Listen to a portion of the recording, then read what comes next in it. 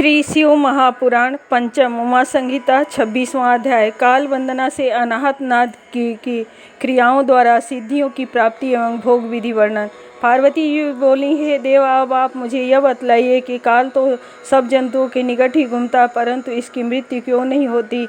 हे सबको सुख देने वाले देव, मुझ पर कृपा कर योगियों के हितार्थ अब इसी बात को बतलाइए कि इस आए हुए काल को किस प्रकार से वंचित किया जा सकता है। शिव जी बोले, हे देवी सुनो, सब जीवों का यह पंचभौतिक शरीर जो पृथ्वी, जल, तेज, वायु और आकाश से बना है, तो वह आकाश इन सबों में व्याप्त और स्थित है। सब उसी में विलीन और फिर आकाश से ही उत्पन्न होते हैं, जिसे ज्ञानी जन तप और मंत्रों के बल से पूर्णतया जानते हैं, इसमें संदेह नहीं है। यह सुनकर देवी ने कहा, हे प्रभु, आप तो काल के भी संहर्ता है, इसलिए आप यह बतलाइए कि आपने काल को मार कर दिया, तब वह मर कर भस्म हो गया और उसका कहीं पता न लगा, परंतु जब उसकी स्तुति सुनकर उसको आपने फिर कृपा कर देखा तो वह उठ खड़ा हुआ है। महेश, अब यहाँ कौन सी वस्तु है जिससे वह काल मारा जाए। शिव जी बोले, हे देवी, यह श्रेष्ठ काल के देवता दैत्य, यक्ष, राक्षस, सर्प और मनुष्य इत्यादि कोई नहीं मार सकता, किंतु जो देहधारी ध्यानिष्ठ योगी हैं वे सुख से इस काल को मार डालते हैं। सनत कुमार जी कहते हैं, त्रिभुवन गुरु शिव जी की यह बात सुनकर पार्वती जी हंसकर बोली, वह कैसे। इस पर शिव जी ने कहा, है चंद्रवदने, हे वारारोहे, यह पंचभूतों से उत्पन्न हुआ शरीर को सर्वदा उनके गुणों से युक्त उत्पन्न होकर यह वार्थी वायु फिर उनमें ही लीन हो जाता है, जिन सबके गुण अलग अलग हैं। जैसे आकाश से वायु, वायु से चंद्रमा, तेज से जल और जल से पृथ्वी उत्पन्न होती है, क्रम से आगे वाले को प्राप्त होते हैं। पृथ्वी में 5 और जल में 4 गुण होते हैं, तेज में 3, वायु में 2, आकाश में केवल शब्द का गुण होता है। इस प्रकार शब्द, स्पर्श, रूप, रस, गंध, ये 5 गुण हुए। इन गुणों के रहते ही प्राणी मर जाता है और यही सब ग्रहण करते हैं, तब मनुष्य पैदा हुआ कहलाता है। इस प्रकार तत्वों से ही यह 5 महाभूत उत्पन्न होते हैं। योगी इन्हीं तत्वों को विचारता है। देवी बोली, हे योगवेता प्रभु, इसे योगी जन कैसे जीतते हैं, मंत्र से या ध्यान से, जैसा हो मुझे बतलाइए। शिव जी बोले, हे भामिनी, यह योग है जो श्रद्धावान, भक्तिमान, बुद्धिमान, अनास्तिक, शुद्ध और धर्मनिष्ठ को ही देना योग्य है। जब सारी प्रजा सो जाती है, तब योगी दीपक रहित अंधकार स्थान में जाकर समुद्र आसन पर बैठकर श्वास रोकने का प्रयोग करें और 1 मुहूर्त तक तर्जनी उंगली से अपने कानों को अच्छी तरह बंद कर अग्नि प्रेरित शब्द को सुने। फिर क्षण भर के पश्चात अच्छी तरह ध्यान करें। इससे ज्वर आदि उपद्रव करने वाले रोग नहीं होते। जो मनुष्य नित्य इस प्रकार 2 घड़ी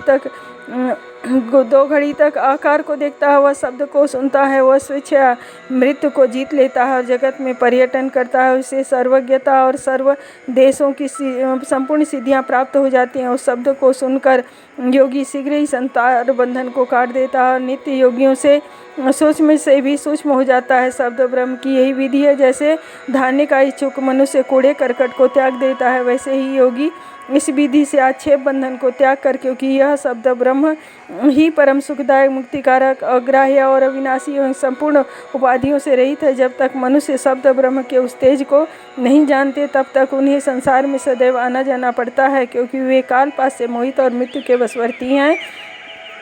किंतु तत्व के जान लेने पर जन्म रूपी बंधन से मुक्त हो जाते हैं। परंतु इसमें निद्रा और आलस्य रूपी महाविघ्न आते हैं, जिन्हें जीत कर सुख पूर्वक आसन पर बैठे योगी को नित्य इस शब्द ब्रह्म का अभ्यास करना चाहिए। ऐसा करते हुए वह पूरे 100 वर्ष तक आरोग्य रह सकता है और उसका मृत्युंजय शरीर स्तंभता को प्राप्त हो जाता है। जब वृद्धों तक कोई यह लाभदायक है, तो तरुण मनुष्य का तो कहना ही क्या। इस शब्द ब्रह्म में न ओकार है, न मंत्र, न बीज, न अक्षर, यह केवल अनाहत नाद है। यह उच्चारण में न आने पर कल्याण रूपी शब्द ब्रह्म है। बुद्धिमान को योग्य है कि वे इसे यत्न पूर्वक धारण करें। इससे 9 प्रकार के शब्द प्रकट होते हैं, जिसे नाद सिद्धि कहते हैं। घोष, कास्य, श्रृंग, घंट, वीणा, वंशज, दुंदुभि, शंख और मेघ गर्जन। अभ्यासी को चाहिए कि इन 9 शब्दों को त्याग पुकार का अभ्यास करे, फिर तो यह पाप पुण्य से मुक्त हो जाएगा। योगी ऐसा ही अभ्यास करते हैं और वे इसे न सुनकर मृत्यु के निकट आने पर भी इसी तुंकार का अभ्यास ही करते हैं और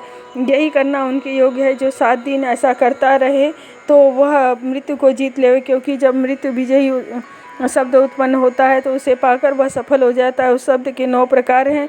पहला नाद घोष जो आत्मा का परम शुद्धकारी संपूर्ण व्याधि हरता, वशीकर्ता और आकर्षण करता। दूसरा कासे जिससे प्राणियों की निश्चल गति और विष तथा भूत ग्राम आदि को बांधता है। तीसरा श्रृंगनाद अभिचारक अर्थात उच्चाटन और कारण करने वाला। चौथा घंटानाद शिव देवार्षक है जिसके द्वारा देवताओं का भी आकर्षण किया जा सकता है। फिर मनुष्यों की तो बात ही क्या है, इससे अच्छों तथा गंधर्वों की कन्या आकृष्ट हो योगी की अभिलाषित मनोरथों को सिद्धियां देती हैं, वे इस प्रकार उसके कार्य करती हैं। पंचम वीणानाद है जिसे कि योगी सर्वदा सुनता हुआ दूरदर्शिता को प्राप्त करता है। वंशनाद से उसे सारे तत्व प्राप्त होते हैं। धुंधुभ से जरा और मृत्यु से छूट जाता है। इस प्रकार संघनाद से काम रूप की प्राप्ति होती है। मेघनाद से योगी की विपत्तियां शांत होती हैं। इस प्रकार जो नित्य ध्यानावस्थित हो तुंकार को सुनता है उसकी समस्त इच्छाएं पूर्ण होती हैं। वह सर्वज्ञ समदर्शी तथा काम रूपी होकर भ्रमण करता है और कभी विकार युक्त नहीं होता। वह साक्षात शिव स्वरूप हो जाता है, इसमें कोई संदेह नहीं है। देवी इस प्रकार यह शब्द ब्रह्मा ने तुमसे कहा और क्या कहने की इच्छा है, क्या सुनने की इच्छा है। इति श्री शिव महापुराण 5वीं उमा संहिता के 26वां अध्याय समाप्त। 27वां अध्याय काल से बचने का उपाय था। शिवोपदेश। पार्वती जी बोली, हे प्रभु यदि आप प्रसन्न हैं तो मुझे यह बतलाएं कि योगी को योगाकाश से वायु पद कैसे प्राप्त हो जाता है।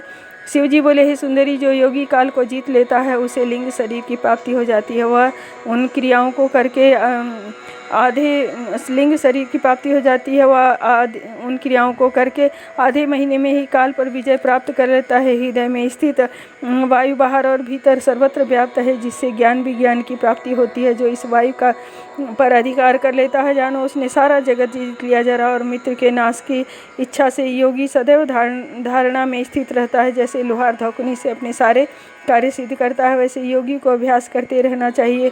इससे उसके हजारों नेत्र और हाथ पैर हो जाते हैं जिससे वह सब ग्रंथियों को घेर कर 10 अंगुल पर स्थित रहता है और अपने सिर में गायत्री को जपता हुआ 3 बार वाला प्राणायाम करता हुआ चंद्रमा आदि ग्रहों को देखता है और इस प्रकार वहाँ तक जाता है आता रहता है। और जो योगी इस प्रकार ध्यान में तत्पर होकर वहाँ जाता है वह फिर नहीं लौटता है। देवी, प्राणायाम का बड़ा ही महत्व है।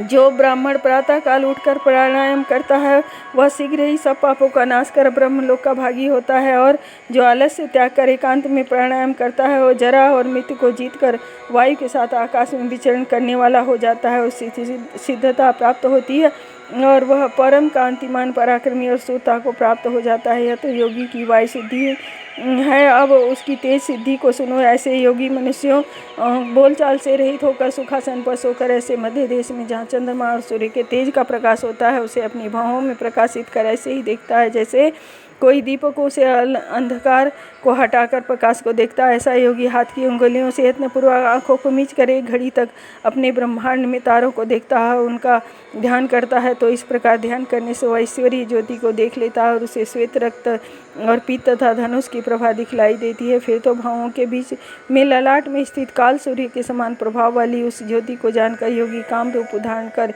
इच्छानुसार जहाँ चाहे अन्य शरीर में भी प्रवेश कर इस प्रकार अणिमादि गुणों से को प्राप्त कर सबको देख लेता है और उसे अनेक रूप धारण करने तथा अदृश्य होने आकाश में विचरने का भाव हो जाता है। हे देवी, इस प्रकार मैंने तुमसे योगी की अमरता की वह विधि कही है जिसको काल को जानकर वह इस उत्तम तेज को प्राप्त कर लेता है। अब इसके समान दूसरी विधि भी कहता हूँ जिससे कि मृत्यु नहीं होती। सावधान होकर सुनो। हे देवी, इस प्रकार ध्यान करने वाले योगियों की तुरीय गति होती है। योग की चौथी अवस्था है जिसमें योगी उत्पन्न शरीर होकर अंजलि बांधकर चंचू के आकार वाले मुख से धीरे धीरे वायुपान करता है तो क्षण मात्र में ही उसके तालू में जीवनदायक जल टपकने लगता है और वह उस जल को वायु से लेकर सूंघने लगता है तथा वह जल शीतल और अमृत के समान होता है जिसे पीकर वह दिव्य शरीर वाला महान तेज वाला और भूख प्यास से रहित होकर मृत्यु को जीत लेता है। फिर तो उसके हाथी के समान बल और घोड़े के समान वेग तथा किसी बात को दूर से सुनने की शक्ति आ जाती है। वह बुद्धिमान बृहस्पति के समान देवताओं के 100 वर्ष तक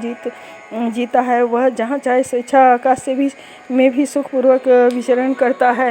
हे वरानने, अब एक और अन्य विधि बतलाता हूँ, ध्यानपूर्वक सुनो। यदि योगी अपनी जिह्वा को तालू में सिकोड़ कर लगाने का अभ्यास कर ले तो थोड़े ही दिनों में वह जिह्वा लंबी हो जाती है और फिर स्पर्श करने से शीतल अमृत टपकाती है जिस अमृत को पान कर योगी अमर हो जाता है। इस प्रकार इन चारों योगियों से युक्त पृथ्वी ही क्या सुख संसार सुख पाता है, क्योंकि योग से ही संसार की धारणा होती है। जो इन चारों क्रियाओं में समर्थ होता है उसे कोई दुख नहीं रहते। इस कारण मंत्र, तप, व्रत और नियम सहित औषधियों के सेवन तथा नीति विनय से धर्मात्मा मनुष्य की यह योग प्रयुक्त धात्री श्रेष्ठ फल देने वाली होती है। परंतु भूतों के आदि देवता शिव उक्त चारों विधियों से युक्त होकर भी विचलित नहीं होते। अतएव अब मैं तुम्हें शिव नामक छाया पुरुष की सिद्धि बतलाऊंगा। इति श्री शिव महापुराण 5वीं उमा संहिता का 27वां अध्याय समाप्त। 28वां अध्याय छाया पुरुष एवं छाया पुरुष विवेचन।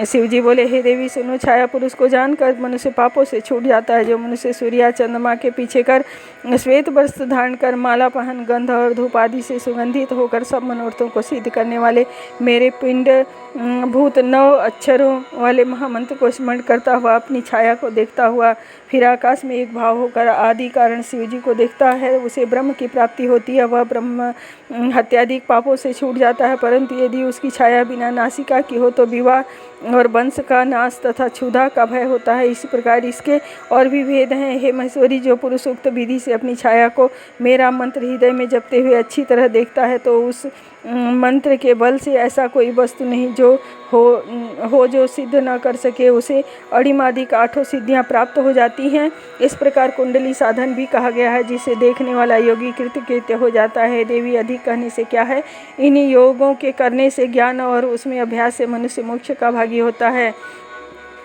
हे देवी, वह यह मुक्तिदायक हो गया भैंस मैंने तुमसे कहा। अब और क्या तत्व पूछना चाहती हूँ उसे कहूँगा। सूत जी बोले, जब ब्रह्मपुत्र सनत कुमार जी ने ऐसा कहा तो उनके इस परमार्थदायक वचनों को सुनकर पराशर पुत्र व्यास जी ने प्रसन्न होकर उन्हें बारंबार प्रणाम कर उनकी बड़ी स्तुति की तथा यह कहा कि हे मुनीश्वर, मैं कृतार्थ हो गया, आपको धन्यवाद है। सूत जी कहते हैं कि जब व्यास जी ने उन ब्रह्मपुत्र को इस प्रकार स्तुति कर परमानंद में मग्न हो गए, तब उनसे पूजित हो व्यास जी अपने आश्रम में आने का निमंत्रण देकर वे अपने धाम को चले गए। व्यास जी भी अपने स्थान को गए। हे विप्रो, यह परमार्थदायक सुखदायक और ज्ञानवर्धक सनत कुमार और व्यास जी का संवाद कहा। इति श्री शिव महापुराण 5वीं उमा संहिता का 28वां अध्याय समाप्त। 29वां अध्याय सृष्टि विवेचन। सौनक जी बोले, हे सूत जी, जो परमार्थदायक संत कुमार और व्यास का संवाद आपने कहा है वह तो मैंने सुना। अब मैं यह सुनना चाहता हूँ कि सृष्टि कैसे हुई। व्यास जी से जो आपने सुना है वह सब मुझे सुनाइए। सूत जी बोले, हे मुने, अब मैं वही अद्भुत एवं शास्त्र विस्तारक कथा तुमसे कहता हूँ, ध्यान देकर सुनो, जो सब पापों को दूर करने वाली है। इसको एक बार भी पढ़ने और सुनने वाला अपने वंश को धारण कर स्वर्ग में पूजित होता है। हे मुनिवर्य, आप यह जानते ही हैं, सब प्राणियों को उत्पन्न करता नारायण में परायण अतुल तेज वाले ब्रह्मा जी अतः उनसे सब प्रकाशित होते हैं। उन स्वयंभू मुनि को नमस्कार है। हे मुनि, प्रत्येक समय के आने पर ब्रह्मा जी सृष्टि को उत्पन्न करते हैं, विष्णु जी रक्षा करते हैं, शिव जी संहार करते हैं। उनके अतिरिक्त तो उस सृष्टि के उत्पन्न करता कोई नहीं है। उस भगवान स्वयंभू ने अनेक प्रकार के सृजन की इच्छा से पहले जल को उत्पन्न किया, जलों में वीर्य को डाला, तब जल ही नर हुआ और वही नर का पुत्र कहलाया। और जिनका उन जलों में स्थान है वे नारायण हैं। तब जल में स्थित हुआ वह अंडा सुवर्ण के समान कांतिमान हो गया और वहाँ यज्ञ करने के लिए ब्रह्मा जी स्वयंभू नाम से विख्यात हुए। तब उसमें भगवान हिरण्यगर्भ ने 1 वर्ष वास कर जब उसे 2 खंड किया, तो एक खंड आकाश को और एक भूमि हुआ, जिसके अर्धभाग में प्रभु ने 14 भुवन प्रयुक्त किया और उन दोनों खंडों के मध्य भाग में आकाश हुआ। फिर जलों के ऊपर स्थित पृथ्वी और आकाश में 10 दिशाएं बनाई तथा उसी समय में मनुवाणी, काम, क्रोध तथा रति आदि को भी इन्होंने बनाया। फिर उन्होंने मरीचि, अत्रि, अंगिरा, पुलह, पुलस्त्य, भृगु, वशिष्ठ आदि महातेजस्वी सप्तऋषियों को उत्पन्न किया। फिर ब्रह्मा जी ने के क्रोध से 11 रुद्र उत्पन्न हुए और सबके पूर्व सनत कुमार को भी उन्होंने उत्पन्न किया। फिर तो सनत कुमार जी संक्षिप्ततः तेजस्वी हुए और सप्तऋषियों ने उनकी पूजा की तथा वे महावंश प्रसिद्ध हुए। फिर ब्रह्मा जी ने बिजली, अश्नि, मेघ रहित इंद्रधनुष, यज्ञ, रक्षार्थ, ऋक, यजु और सामवेद को बनाया। देव पूज्य देवताओं का यजन कर अपने वक्षस्थल में पितरों को जंघों से, मनुष्य तथा पिंडलियों से दैत्यों की सृष्टि की।